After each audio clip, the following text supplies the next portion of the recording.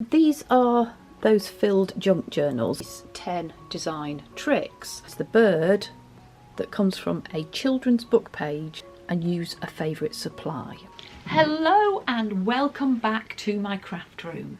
Every January I fill a page a day in a junk journal as part of Junk Journal January. It's a challenge over on Instagram, and this is the journal that I'm filling at the moment. This is one from a previous year, so rather chubby little one, and this is one from Junk Journal July, which also was filled with a page a day. But it isn't always easy to know exactly what to do, even though we have prompts, and that's when I reach for my 10 best design tricks to help me to fill a page. These are just super simple ways to help you get over that blockage, and the reason that I think they are the best is their flexibility. So they're specifically designed to help you to fill a page in your own style, and I think developing your style and doing your pages your own way is just incredibly important. They're also very flexible, so they help you to use your own supplies, so they're not about prompting you to go out and spend some money. So pull up a chair and get comfy, and I'll share the tips with lots of examples. The sheet is in Pinterest as well for you, or just take a screenshot. So these are those filled junk journals that I'm going to use today to illustrate the 10 points. So I'll talk through each of these 10 design tricks and show you some pages that illustrate it in a way that I hope you can use and then apply in your own crafting. This is last July's journal. This is the one I'm working on at the moment, and this is from a year or two ago and is stuffed to the brim, but I absolutely love it. So the first design trick that we have over here is use something that is new to you. And I have been trying to use fabric. I'm very much a beginner, but I wanted to start to use fabric, so I had a play on my first page. And just to help, here are the prompts for Junk Journal January for 2023 if you want to follow along or join in at any time. The first prompt was resolutions, and that's what I added. In fact, I added 5 of them scattered around my page.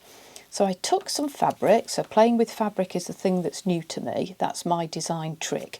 Get your excitement raised, get the fun factor up there by doing something different. I took a piece from a curtain, this is just an old curtain, and I backed it onto some paper. You may recognise this, it's just a piece of design paper from Louise Heinzel, and I did a really wiggly jiggly line, fast flow stitching all over it, nothing too smart and clever, in my little sewing machine, just to give that a bit of robustness. And I thought I'd have that as a flap at the front. I added some extra pages, but I didn't want to cover up the beautiful old music paper and the font behind. So the other pages that form part of this first prompt, this first page, turn up like this. You can see a resolution here, and then I've got space on the back, and I've got a resolution here, and probably the main focal point is the bird that comes from a children's book page that just flips down like that. I've been hoarding this to make really good use of it, and I thought this was doing it justice. I don't know why, but I sewed a little rectangle there, something else to write in. You can see I've got more of my resolutions, so that's the Junk Journal January prompt, and it's just quite tactile. It folds down like that, and it folds down like that. So this is number 1, use something that is new to you, and that to me was fabric. So the second trick that I have is to be really clear in your mind when you're coming up with a page design about what words mean to you. And I like to interpret words without craft on my mind. So with this page, I really started with a structure of an upturned pocket, and that was how I made the signature in the journal. But I began with going and having a rummage in my shelves, seeing what I've got, and pulling out this. Now it's just a children's crib card. You may have them. I thought it was really pretty. So I've got a starfish. It's not really a craft item, is it? I could go over it and make it into a journal card if I wanted. But having found that, it spurred me on and it gave me some energy and creative flow. So I just pulled out some scrap paper and I wrote some words on it. And I went and looked up a poem. I like to have poems in my junk journal pages. And John Keats is always a great place to look up. He always has great material. And I found a poem called Bright Star. And I think the paper behind has got an essence of stars about it. And I made an envelope. And the envelope came from an encyclopedia, a children's encyclopedia. You can see the starfish here. It's glossy paper, which I like making envelopes from as well. And I looked at the colours here and just added a little bit of extra collage. So although we have butterflies on the left, the colours do work with the starfish here and some extra little bits of colour down below. And I've also got another piece of, this is lightweight cardstock with stars on. I thought that was beautiful and just gave some punch with colour. And I didn't know why, but I added a little flip up here, again preserving the beautiful music paper behind. Design trick number 3 is about using combinations effectively. And I thought to illustrate this, I would start by using a page in one of my previous journals. So let's just find, I have put a marker in, page 8 or day 8 in a previous journal. Yes, this one. So the trick is using combinations effectively, and I felt that this was a good illustration because of all of the different elements that are on this page. When you don't know what to do and there isn't a key focal point that comes to mind, or you've maybe used birds so many times or butterflies and you want to do something different, start by piecing together different elements, but maybe stick to a common colour palette or something that works for you. And I think this illustrates it. I've got paper, I've got washi tape, I've got stamping, and I've painted these flowers, and I've got some digitals here. There's a lot going on, but I still feel it works together. So this is an illustration of using combinations. Let's see how I fared in my current junk journal page. So I think it's, yes, so this one. So the prompt for this page is stained. And yes, I had some papers with staining on. Isn't that gorgeous? I've got some paper there. I've got some staining on this page from my own collage paper. You can see the little bit of mica there and splats of quite weakened acrylic paint and gold paint. And I've also got an inference of staining on the paper here. But the way that I started this, because I was struggling at the time, was just to put lots of things together that I felt had that element of staining about it. So on here I've got a stamped image of a dragonfly, and I think they have like stained glass window style wings. What do you think? So I've painted them with a mica based paint. It's probably my Artymaze mica paints. And I also pulled out some other bits of ephemera with a style of staining on, just from, I think, dabbing with a sponge and lots of paint. I don't have many ink pads, so I tend to use paint.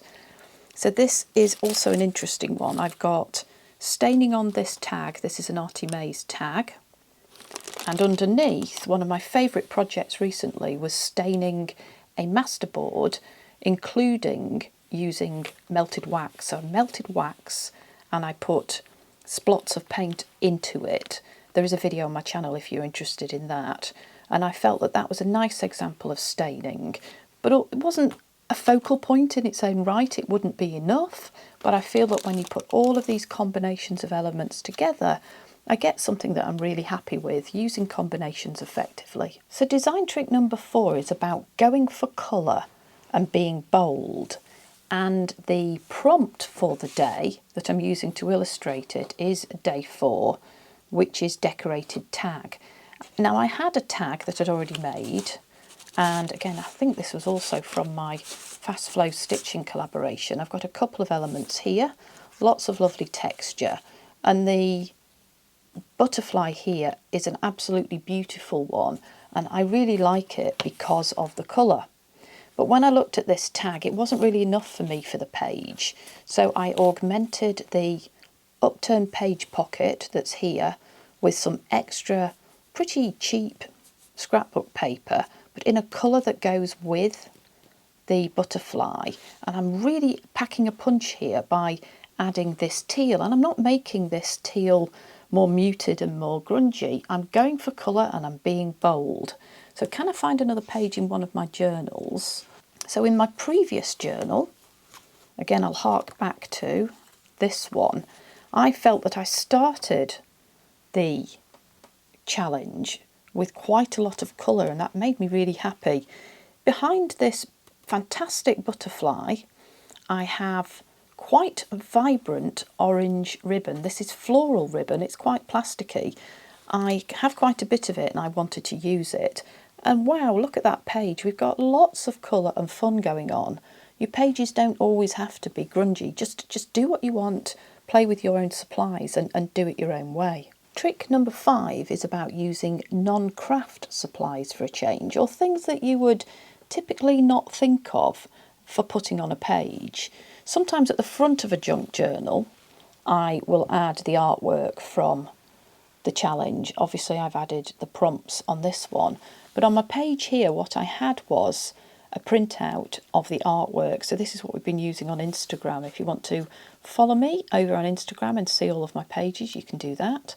It was too big, so what I've added is just a very simple gusset or fold down, and I did it at a point where I wouldn't lose too much of the visuals that I wanted to keep. So a really easy tip, using non-craft supplies, and that might help you to just come up with some ideas for adding some extras to it in your own way. I love stamping and painting, so I pulled out one of the images that I've done on gorgeous vintage music paper, and I just added a few extra elements. I've got some scrapbook paper down here. I kept the tatty side of a page, and I've added some stickers, which I'm really enjoying playing with. I think the child's coming out of me, and that's okay. So the next page of my current junk journal is one that I created, and I do have a video, a tutorial showing you exactly how to do all of this, specifically for how to create this tatty bird with a posh tail. And the way that I came about thinking up this idea was to visualise an image that I really like and then change it.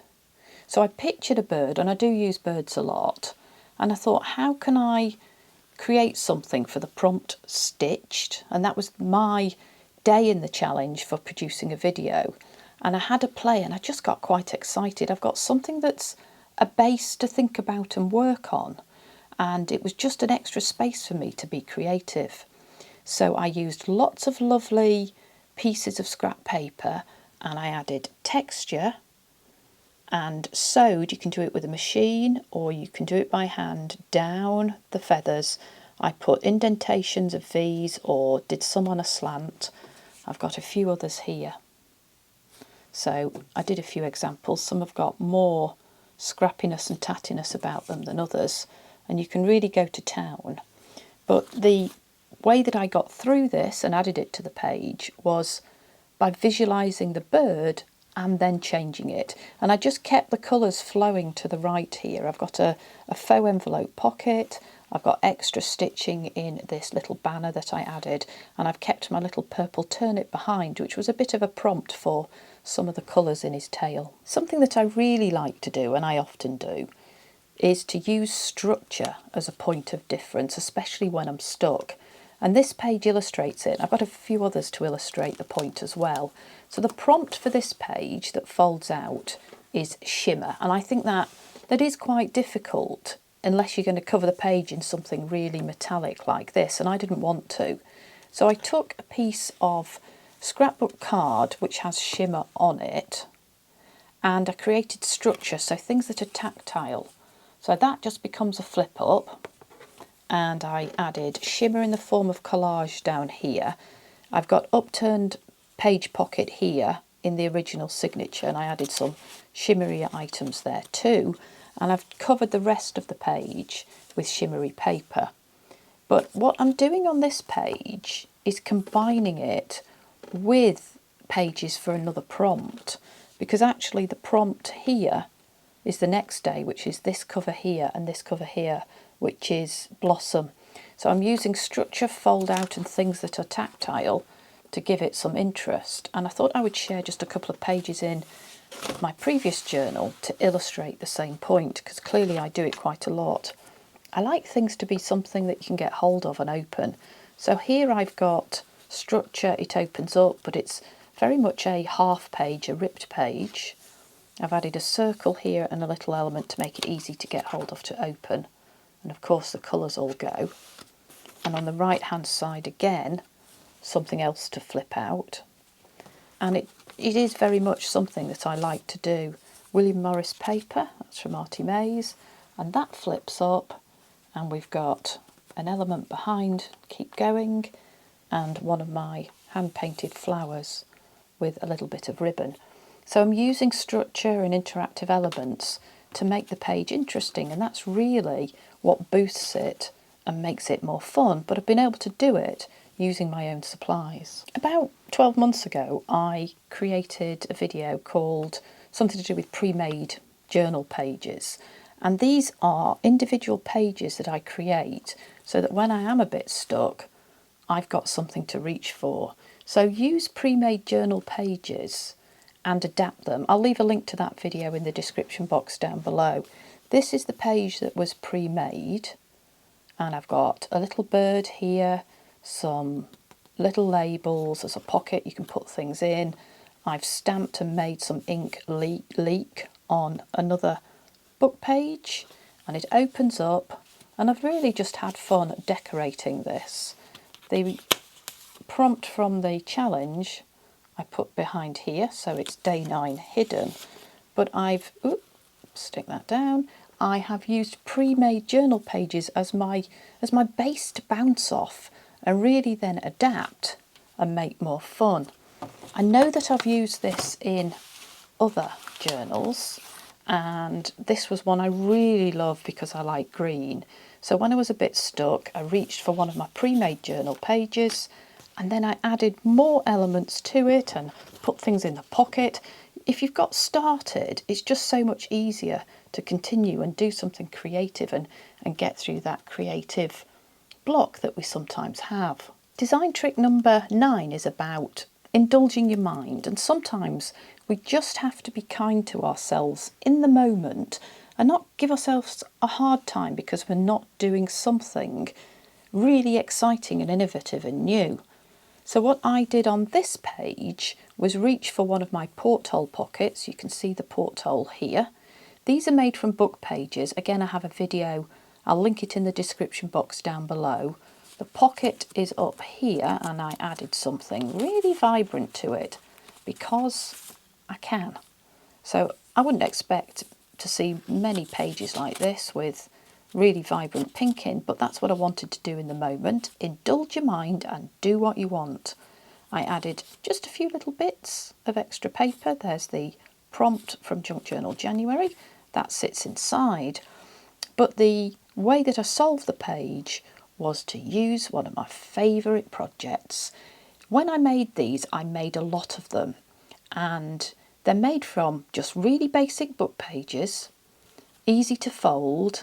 There's gorgeous collage behind the porthole windows, and then you can add extra elements on the front.